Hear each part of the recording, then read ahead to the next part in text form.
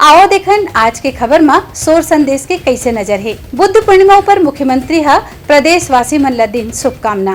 मुख्यमंत्री भूपेश बघेल हा आज बुद्ध पूर्णिमा के अवसर में जम्मू बौद्ध धर्मावलंबियों सहित प्रदेशवासी मन ला हार्दिक बधाई और शुभकामनाएं दीन। अपन शुभकामना संदेश में उनमन कहिन की महात्मा बुद्ध हा लोगन मन ला अहिंसा, समानता और विश्व बंधुत्व के संदेश ला दिए रहीन। महात्मा बुद्ध के शिक्षा ला विदेश मन में घलो अपनाएगिस और लाखों अनुयायी उनकर दिखाए रद्दा ऊपर चल के देश दुनिया शांति के संदेश देवत हावय। मुख्यमंत्री हा कहिन की गौतम बुद्ध के उपदेश हर परिस्थिति और काल में प्रासंगिक हावय। उनकर दिए गए शिक्षा हा हमला संयम से आगे बढ़े के संदेश देते।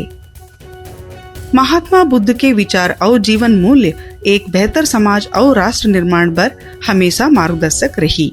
ब्यूरो रिपोर्ट, उत्लंघा न्यूज।